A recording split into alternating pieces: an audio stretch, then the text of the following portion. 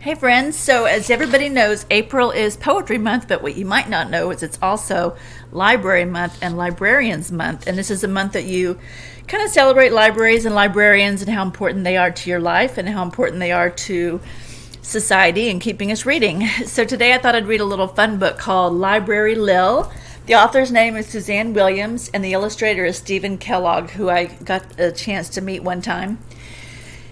And I picked this book because I like it, and also one year a third grade class made a play out of this book to do for me during library week, so I decided to read this book today. So Library Lil, and here she is.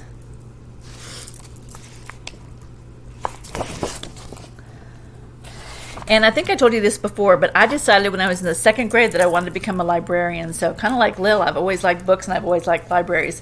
Except when I was a kid, we didn't have a library. We had a bookmobile, and a bookmobile, it looks like a big, kind of looks like an RV type of thing, but it was a library on the inside, and it would drive all over the area where we lived, and it would come to us. I don't know if it came every week or every 2 weeks or maybe even once a month. I don't remember because I was a kid. But that's what made me want to be a librarian. I bet you think all librarians are mousy little old ladies, hair rolled up in a bun, beady eyes peering out over the tops of those funny half glasses, and an index finger permanently attached to their lips mouthing, shh! I don't think I do that very often.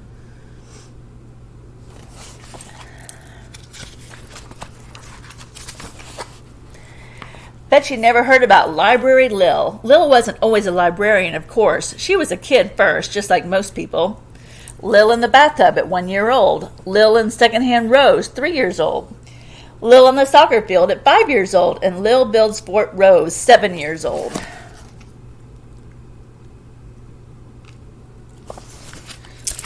Sorry, I don't usually read paperbacks, and today I am, and they're kind of hard to hold on to. And like most kids, Lil had a wild imagination. She loved to read, and she imagined herself the hero of every book she checked out of the library. By the time she was 8, she'd read all the books in the children's section. Yes, Lil was a fast reader, and she had the most powerful, strong arms, too. When the third grade soccer ball got stuck under the principal's car, Lil retrieved it. Look, there she is under the car, lifting it up.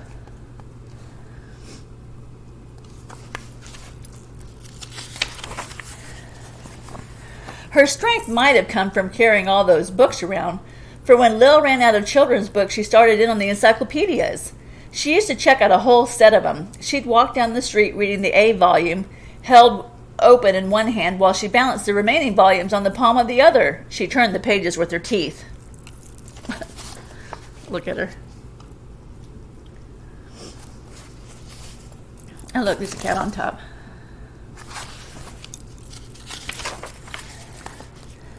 So it was no surprise to anyone when Lil grew up and became a librarian, landing a job at the nearby town of Chesterville. The townspeople soon dubbed her Library Lil. Lil's specialty was storytelling, but when she advertised a story time in the local newspaper, no one showed up. And when she posted a list of the fantastic new books she'd ordered, no one came to check them out. That would be a bummer. I love ordering new books and having you guys check them out. It makes me so happy. Of course, and I love to tell stories. It was clear that the people of Chesterville were not readers. Television was their favorite form of entertainment, and Lil did not approve of TV. Devil's invention, she called it. Keep folks away from good books. To Lil's way of thinking, TV was an evil that ranked right up there with poison ivy and mosquitoes. She knew she had her work cut out for her. Now, I told you guys I used to not have a TV either. We do have one now, but we keep it up in the attic, and we only watch movies on it every so often. One horrible stormy night, the wind blew down some power lines. The whole town of Chesterville was plunged into darkness. TVs popped out like flashbulbs. This was the chance Lil had been waiting for. She fought her way through the driving rain to the town's ancient bookmobile. Hey, that's just what I was talking about. Battling 80-mile-per-hour winds that threatened to carry her away like a feather in an updraft. Unfortunately, that old bookmobile was sitting idle too long. Its battery was deader than a pickled herring. But did that stop Library Lil? No, sir. Up and down the streets of the town she went, pushing that bookmobile ahead of her just like a baby carriage. So I don't know if you can see it, but here she is. She's pushing the bookmobile. Remember, she's super strong.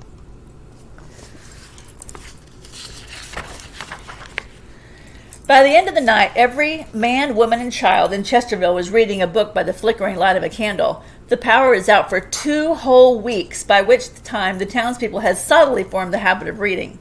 Suddenly, folks were borrowing more books than they had in their entire 50 years since the library had been built, and there was standing room only for Lil's story times.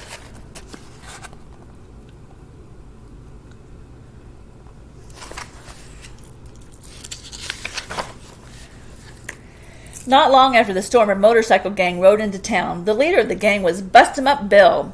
He was a towering 6'7", and when he took off his jacket to play pool, he revealed a skull and crossbones tattoo that would scare the wool off a sheep. Now, at first, Lil took no more notice of Bill and his gang than a duck would of rain. She was only interested in readers, and they kept her plenty busy at the library since the storm. So while Bill and his gang hustled pool at the local tavern, Library Lil checked out books.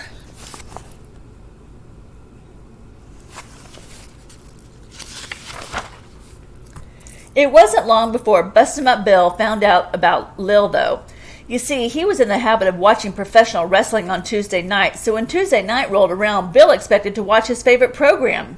"Hey, where's the TV?" he yelled at the bartender. "Oh, we don't have one, sir," said the bartender. "Nobody in town watches it anymore. Too many good books to read." "What? No one watches TV here?" Bill roared. "What's the matter with you folks?" The bartender chuckled nervously. Well, Lil's made us all into readers." "Readers?" Bill laughed. It was not a pleasant sound. He faced his gang. "Did you hear that? These lily-livered cowards read books." The way he said books left no doubt that to him that was the filthiest word in the English language. "Who is Lil?"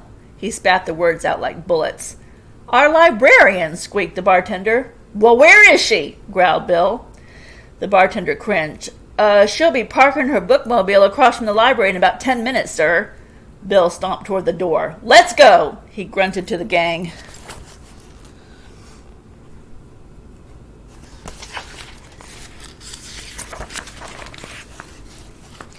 When Lil arrived, she found the parking lot filled with motorcycles and surly bikers. "Move your bike," she called. "You're blocking my parking space." "Tough cookies, sister," said Bill. "It's your fault. I'm missing my favorite TV show." "Listen," Lil said. "I don't want trouble. Just move the bikes." The gang stood their ground. "All right," said Lil. "If you won't move them, then I guess I'll just have to move them for you." I remember she's super strong. "Did you hear that?" Bill shouted to the gang. "She'll move them for us. Sister, if you can do that, while I'll... Bill glanced at the bookmobile. "I'll read a book," he finished. It was the worst thing he could think of.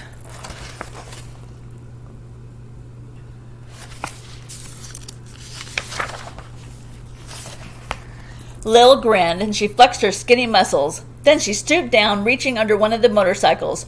Straightening, she suddenly hoisted the motorcycle with one hand and tossed it into the street. It cost her a little more effort than flinging an apple core. Bust-em-up Bill and his gang watched with their jaws hanging down as Lil threw motorcycle after motorcycle onto his stack, reaching up toward the moon.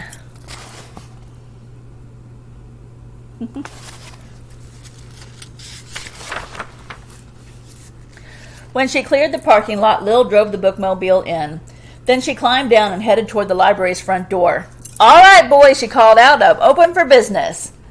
Bill's boys tried to sneak away, but Bill hauled them up there by their collars. "Not so fast," he growled. "We're all getting books. If anyone tries to leave without one, he's going to be reminded why my nickname is Bust-em-up Bill." It wasn't long before every man in Bill's gang was reading away.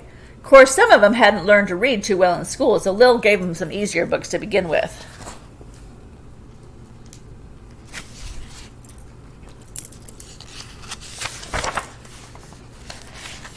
Sorry, these paperback books are so hard to hold. Several of the guys got into a fight over who was going to be the first to check out The Mouse and the Motorcycle. Fortunately, Lil found some extra copies and calmed things down. Now, if you haven't read that book, it's a real book, and it was written by Beverly Cleary, who used to live here in Portland, and there's a statue of her characters in Grant Park, and she passed away last week, actually, at the age of 104. Last time I was over to Chesterville, they'd added a new wing to the town library. Seems Lil had been busier than ever. She'd had to take on a library assistant to help out. The new assistant was a big fellow. The townspeople called him Bookworm Bill. The kids think he's a whale of a storyteller, but then he learned from the master. So Bust 'em Up Bill became Bookworm Bill.